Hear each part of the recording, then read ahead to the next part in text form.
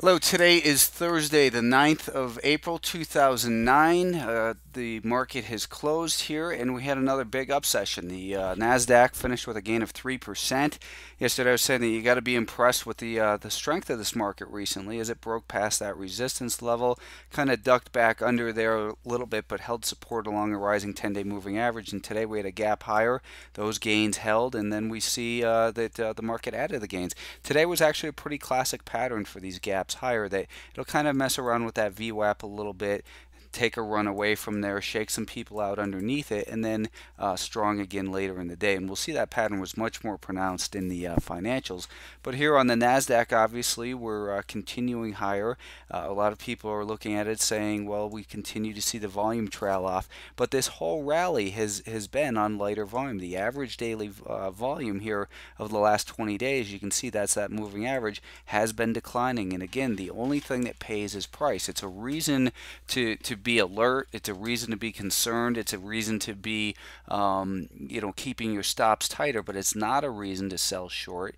You can only really trade, trust price. That's the only thing you can trust in this market. We did see that yesterday we were improving, and I thought that this 30 was about 3120 level was going to be the more important area for this market to hold. But obviously, we had gapped up to new highs here, new move highs and highs for the year.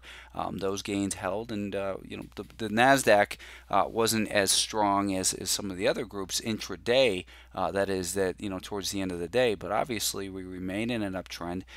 We're seeing higher highs and higher lows, a rising 5-day moving average, and as extended as this market is, you still, there's no reason to sell it short. There's no reason to think that it's going to fall off a cliff here.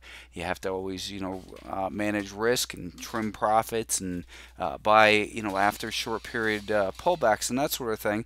But the market continues to impress, and it could be headed again up for the election highs up near about $34. So we'll see. We'll see what the market has in store. It's got obviously a little extent. It's gotten a little extended in here, but it's been extended, on these longer term time frames. And again, that's not a reason to sell short. It's not a reason to sell your longs. You want to just keep raising your stops and manage risk. By the way, I'll be doing a live event. Maybe I think I'll wait till Monday of next week again on that. I'll wait till the 13th because the long weekend. We've got Easter holiday, so Easter Sunday. I don't want to interrupt people's family plans and that sort of thing. But let's take a look now at the Russell 2000. Russell 2000 obviously also remaining very strong. And one of the more important things that I think you want to remember for this entire rally, as extended as it's been above the average price, and the average price keeps rising. So we can see that this line that's moving along with the pencil, and I'm not telling the pencil where to put it. In fact, I'll put the pencil down below. You can see it's automatically calculating the volume weighted average price, the average price since this rally began. So now 42 is going to be a bigger level in terms of deeper pullbacks in the Russell 2000, but there's nothing here to suggest that we're in store for a pullback down towards 42. In fact, it looks like we're headed for these highs right here near 47 and a half. The election highs in here are much further off, and we're also still pretty significantly below the lows for the year in the Russell 2000. But again, the market strength is very impressive. Just because it breaks below a 5-day moving average doesn't mean it's time to get out. As long as we're holding trend lines and prior levels of resistance holding the support, it's a complicated puzzle. It's a moving with all moving pieces, but you have to look at it and see what makes sense right here today. When the market gaps higher, the trend has been on these gaps higher that they continue. And a lot of people, I read comments on Twitter and that sort of thing, and a lot of people are always looking to fade these gaps, but it hasn't paid.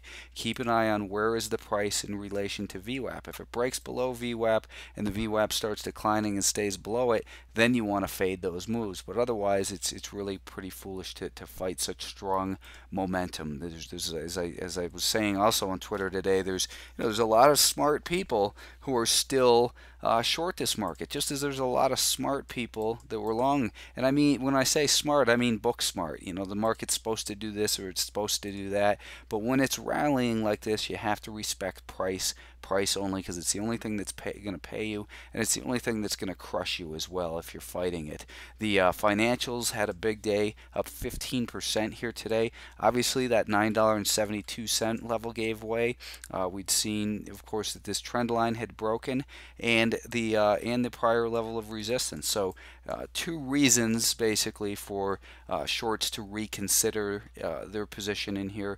Two reasons for new money to get involved. People look at this on the gap and say, well, it's up too much. I was pointing to this level at 1051 as a potential area that we want to watch for maybe some selling. But it's not resistance. It's just an area that other people are watching, and perhaps that's where we might have seen selling come in today.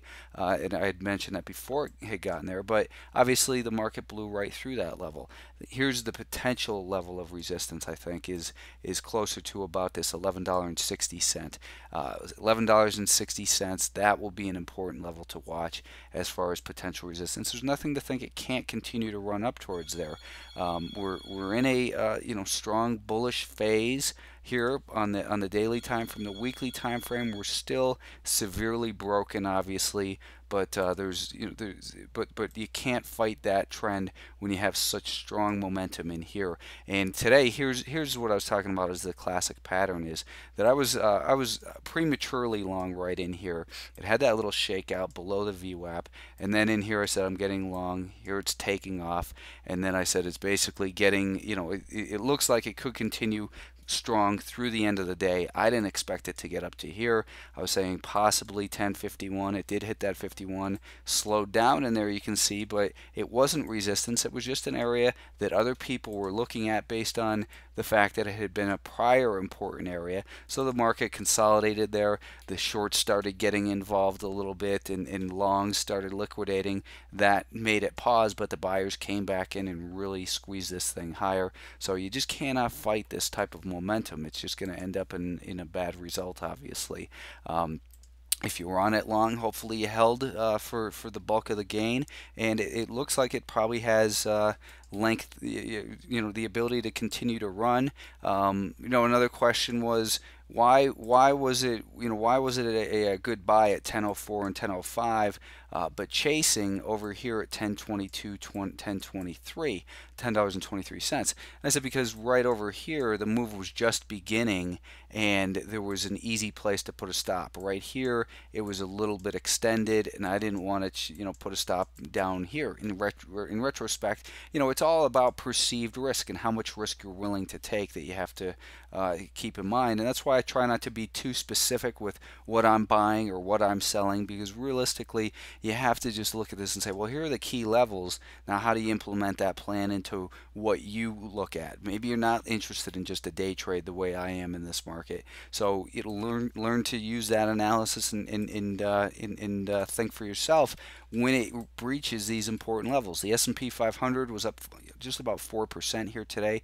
We'd seen the higher lows and higher highs, and I've been pointing the 10-day moving average above the 20, above the 50-day moving average. We've taken out this level. It looks like the next potential level of resistance that this market may be magnetized to is at just over $88 a share. There's nothing here to suggest that it's not going to hit that level. It doesn't mean you put in your sell order at that point. Instead, you continue to raise your stops underneath the higher lows. Listen to the messages of the market. But basically, this market was much stronger than the Nasdaq today, and we're seeing the same pattern in all of these markets that we're seeing. Trends. From those, from the lows, we're seeing this trend line. We're seeing higher highs and higher lows. Don't short the market when it has a rising 5-day moving average, and don't buy the market when it has a declining 5-day moving average.